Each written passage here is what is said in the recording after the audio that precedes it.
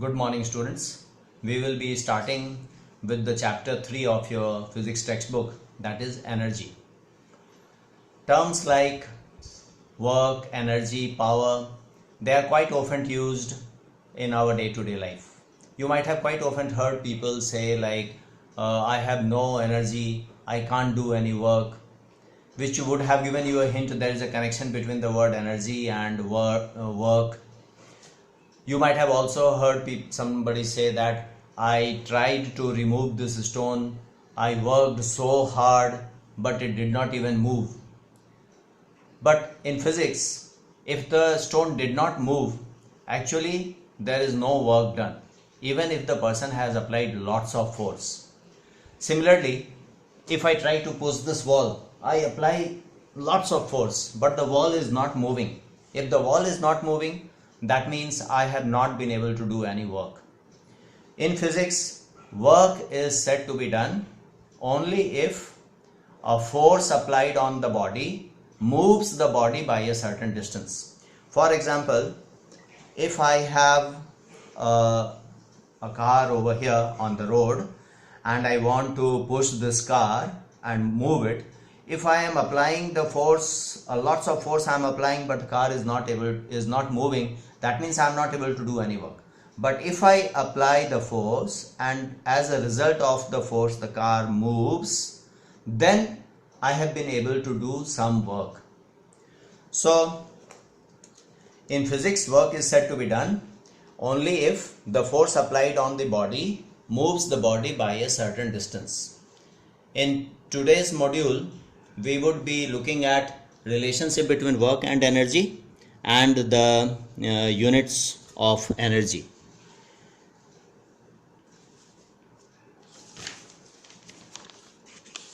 First of all, let us look at the formula for work and the unit of work. As we have discussed, work is equal to the force applied on the body into the distance by which the body moves because of the force. So W is equal to F into D. Now let's talk about the SI unit of work. We know the SI unit of force is Newton and the SI unit of distance is meter.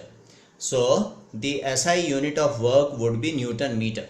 This is also called as joule. So 1 joule will be equal to 1 Newton into 1 meter, and it is defined as work is said to be 1 joule if a force of 1 Newton applied on the body moves the body by a distance of 1 meter. Okay, so now you have already got an idea that work and energy are related, because only if I have energy I can do work.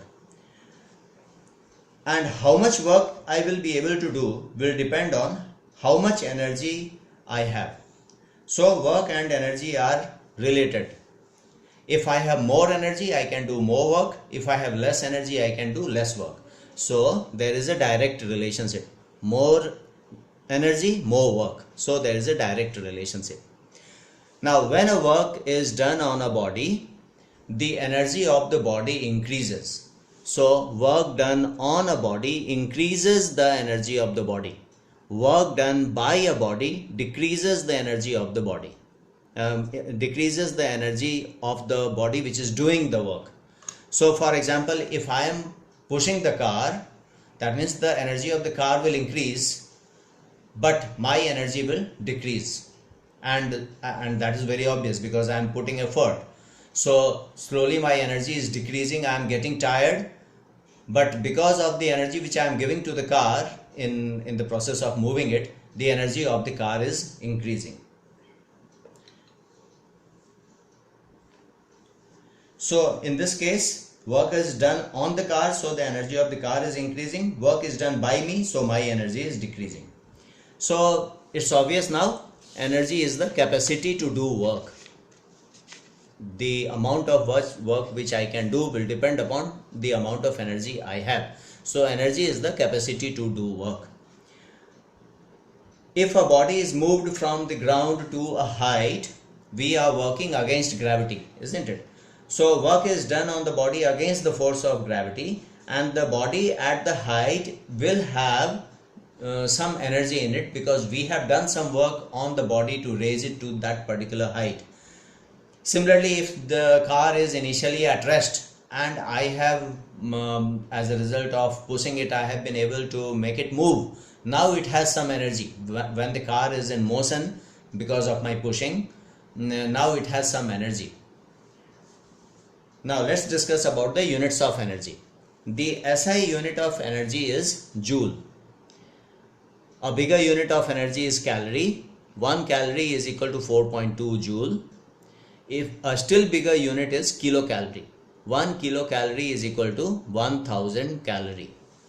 So in today's video, we have basically seen about work.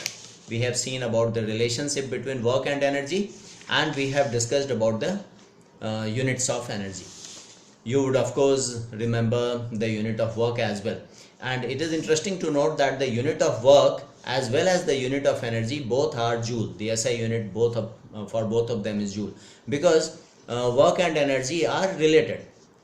If there is more energy, there is more work. So it's like that. So in the next video, we would be covering about the different forms of energy. It will be good if you can pause the video and note down all these things in your physics notebook.